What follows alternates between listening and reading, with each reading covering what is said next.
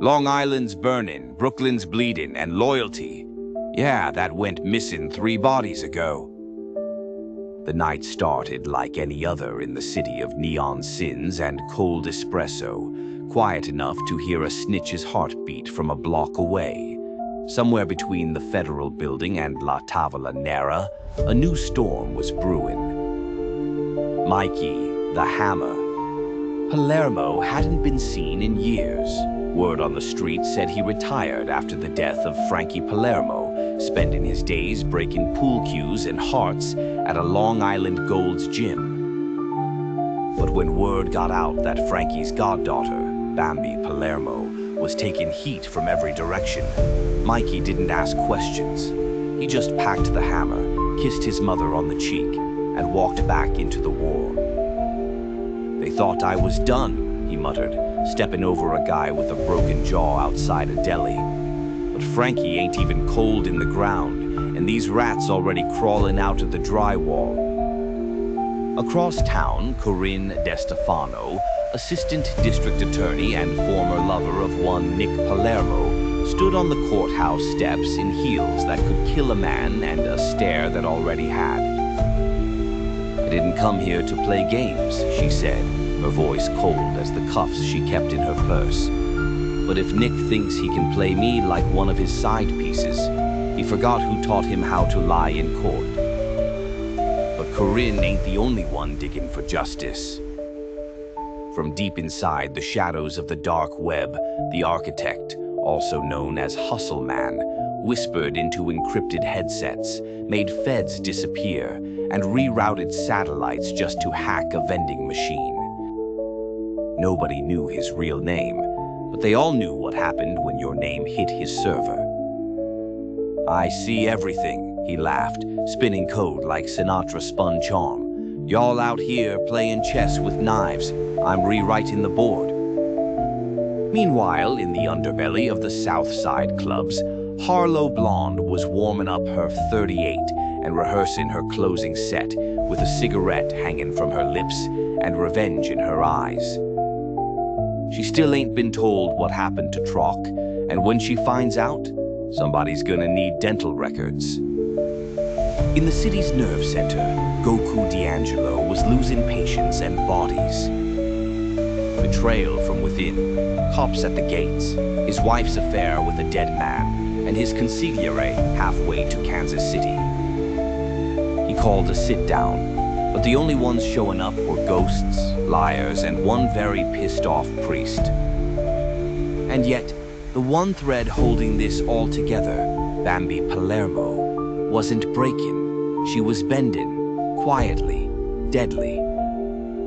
At her side, a Fed named David Lopez, trying not to love her, trying not to save her, and failing at both. And behind her, in the shadows, a devil in silk, Christians in telly. The camera pans out, smoke trails from a pistol left on a courthouse bench. A federal building lights up like a Roman candle. In the chaos, the voice of Mikey the Hammer echoes like a church bell in hell. "If you ain't riding for family, you better run, 'cause this season, the streets got a body count." Neon Noir, Season 2. You wanted blood? You got the whole family. Coming soon, bring a lawyer and a shovel. Bambi's Twisted Tales, Beauty and the Beast, the real story. There once was a merchant with 3 daughters, but let's not waste time with the sisters who were all spoiled gabagools. The youngest, Belle, was different.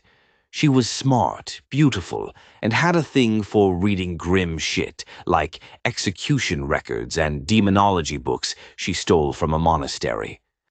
When their father lost everything at cards, shocker the bum, he wandered into the forest to find work.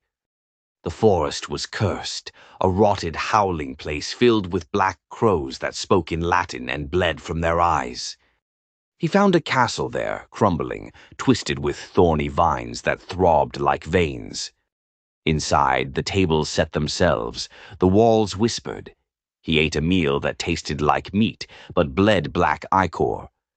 Before leaving, he picked a rose for Belle, a black rose with thorns that pierced his soul.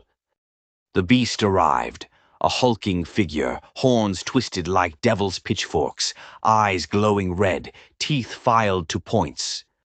He told the old man, "That flower was fed with the blood of innocence. You owe me a life for it." The merchant fell to his knees, crying, snot everywhere, real pathetic. The beast agreed to spare him if he sent one of his daughters instead. Belle volunteered. She wasn't the angel you think. She wanted knowledge, dark knowledge. She read about the castle, about the curse that made the beast what he was. Once a prince, he summoned demons for power. He sacrificed servants to the dark. They cursed him back. Belle arrived at the castle, not screaming but fascinated. She explored rooms filled with flayed paintings that screamed. Mirrors showed her dying over and over in creative ways. The servants, not cute teapots, no. They were eyeless shades, dripping tar, moaning. The beast watched her read ancient grimoires by candlelight. He fell for her because she wasn't afraid. She liked it there. They dined on meat that squirmed. They danced while ghosts howled a waltz. But the castle wanted her soul.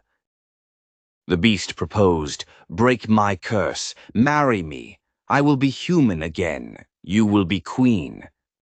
Belle realized. Breaking the curse required sacrifice. Hers.